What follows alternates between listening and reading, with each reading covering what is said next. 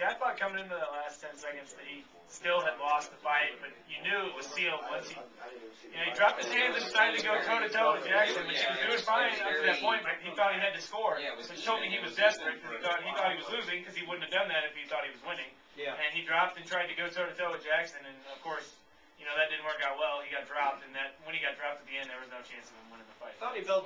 They each had one round. I think so. Yeah, He won the first round. Yeah. Jackson won the second round, and I thought Keith was winning the third round until he got dropped. He had 15 seconds. He tried to make sure. Hey, don't ever leave it in the judges. I've done enough judges. That's one thing I've Don't leave it in the judges. Especially their judges. Yeah, exactly. They got the worst judges. Well, Cecil Peoples had a 30-27. Yeah. Pardon? Cecil Peoples had a 30-27. See, I did. Does anybody remember that? He's always Cecil wrong. was a ref.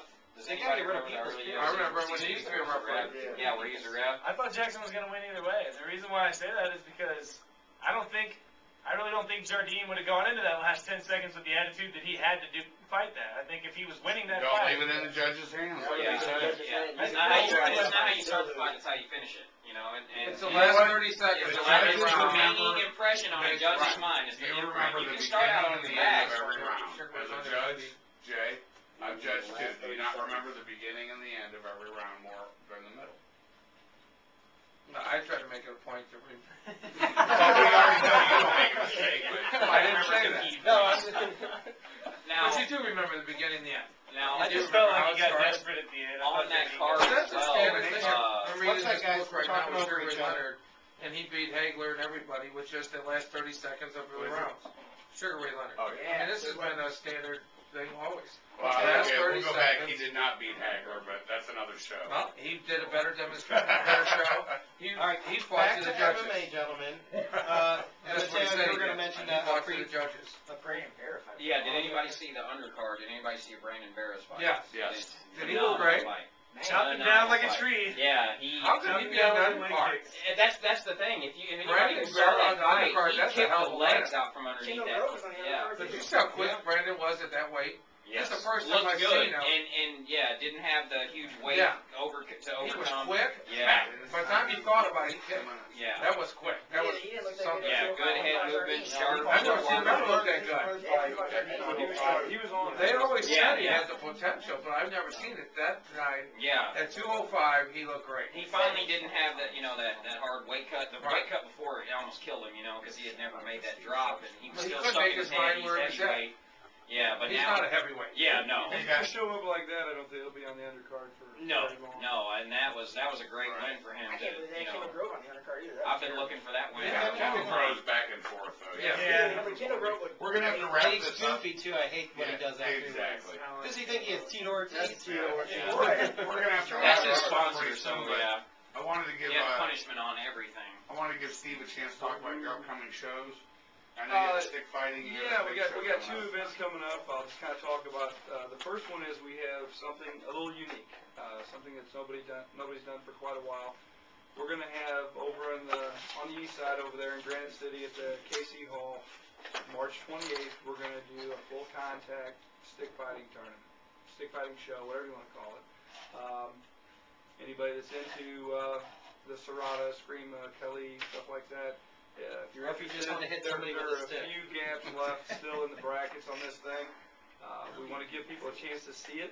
This particular one is going to be a single stick competition. And again, like I said, the competitors, it's not completely barbaric. They will have some headgear on so nobody loses an eye or gets their brains bashed in or something like that. They'll wear a glove on the stick hand. We're going to let them wear an elbow pad if they want to. But essentially, other than that, this will be a full contact stick fighting tournament. Helmet, right? They'll be wearing helmets? Yeah, they'll be wearing sort of a modified helmet, yeah. Okay. And then you also have a big fight coming up on And May then we 2nd. have the big one, yeah. We've May 2nd, we're at the Chaffetz Arena, the home of the St. Louis U-Billikens. Right now we're expecting a turnout of about 4,000 people, which makes that a massive MMA show here in the Midwest. And we're going to put on probably somewhere in the neighborhood of 15 fights. And if you've ever had ill will towards me, I will be fighting on that show, so you're welcome to watch and see how I do. But we're excited about it. We've had a big turnout. We've had a big response from our fan base. And a lot of really quality young fighters are going to be matched up on this, and we've worked really hard to match them evenly. I think we're going to have a lot of fights that go, if not the distance, they're going to go deep into that second and third round, which is what I think is a good fight. No, I think you're absolutely right. I know the fighters you've been rounding up, and I know you'll have some waiting on the wings that would also be really good fights. So yeah, and there's going to be other everybody kids I'd love wants to be to in put this on one. there that I just can't put on there because I can't find a good match. You know. Some pros I know you like to have on there too. But Yeah, we're not going to get into the pro thing on this one because of the size of the show and the amount of hoops then that we have to jump through. What weight are you going to fight at, Steve? I'll probably either do a catch weight or I'll be at 205. What weight, Steve?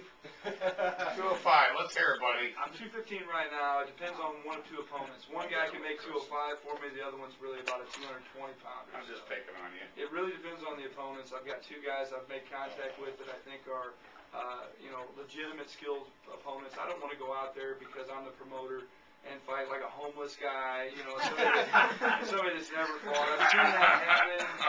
I won't name names, but there's no honor in that. It's embarrassing. I'm going to put myself, just like I put my fighters, I'm going to put myself in a fight that I can win and that I can lose. I will carry the money home if you get knocked out. Don't hand me out a quick Are we question. invited? Are we invited? Absolutely. Are we invited to your show? Sure. I want to come. And we're gonna have Absolutely. Yes. we'll have all the Patriot girls there. Yes. Maybe I'll bring some. Where's the Patriot girl tonight? That's all I hear about. Some of them are. That's the only reason you Yeah, can't. Yes, I'm leaving. I want to be on the show. I just want to see it. If people are interested in the show on May 2nd, We have the top How do ranked. they contact you? We have the top ranked Patriot girl in the room tonight. Actually, There you number one go. ranked Patriot girl. There you in go. this area. But again, if you guys are interested or if people are interested, tickets will officially go on sale to the public on the 21st of this month. Right now, there is a pre-sale out there for all the fighters, their family and friends. I give everybody that's in the show and their close family and friends a $5 discount on the tickets. And so those people that are on my card already know and they're aware of that. But officially, once tickets are on sale to the public, you can pick them up at Metro Tix. You can go to the Chaffetz Arena itself, or you can pick up tickets at our facility in Granite at CMMA Fighting Systems. Beautiful. Can I get tickets? And then those that are interested, there'll be another Warriors Collide on April 10th at the Machinist Hall. We'll talk about that another time. It's gonna be a signed seat. Yeah, there'll be table seating on the floor near the cage and then stadium seating the rest of the way. We have 3 levels. The ticket prices on the floor is $50, which I know is cheap, but I'm doing this on purpose. We got an economy right now that's just a wreck. So instead of trying to jab people for every dollar they have, basically our prices are, if you're sitting up high, it's $30. If you're sitting down low in the stadium, it's $40. And if you're at a table down on the floor near the cage, it's $50 a seat. And like I say, for the fighters and fighters' families, it's $5 off each of those prices for the next 8 or 10 days. And then we have to turn those tickets back in and get them reprinted at the regular prices. Great. Looking forward to it. It's going to be great night of fighting. Yeah, we are. We're very excited about it. Well, I want to thank Jim. You want to give your shout out real quick? No, I was just laughing because Steve and I just booked a match earlier today that I'm nervous about, but it'll be okay. You're fighting Steve? No, right now? hell no. I'm 205 and I need to wait. 205. I'm there right now, I'll baby. train I you, need to baby. I'll wait train you. 175. I know That's all the Steve's problem. moves. No, Adam Flowers, it looks like, might be fighting Elvin on that fight. Oh, fantastic. That'll Yeah. be a good fight. It'll be a Good guys. I want to thank everybody for coming in tonight. Really appreciate it. Brian, thank you very Adam much. didn't know, but just in case, sorry, If you're listening, Adam, in Adam, case you're listening, go I just set your fight up for you, baby. Hey, we'll see you next week on the Ground and Pound, Wednesday night at 9 p.m. We got a great show lined up for you next week. Amongst our guests will be Mike Rogers, so looking forward to that All one. right. He's going to have about 4 fighters on our show. Congratulations to James, Adam, Mike, Mateo on your fights last Friday. Thank you very much. All had great fights, all came out with the big W. And James and Adam, congratulations on your belts. Appreciate it. Thank you. Thank you so much for listening to Ground and Pound. This is Andy Claremont. Pam. And Jim Jenkins. Me neither. Jerry D'Amato. Signing off. Have a great week. Thanks, guys. Peace.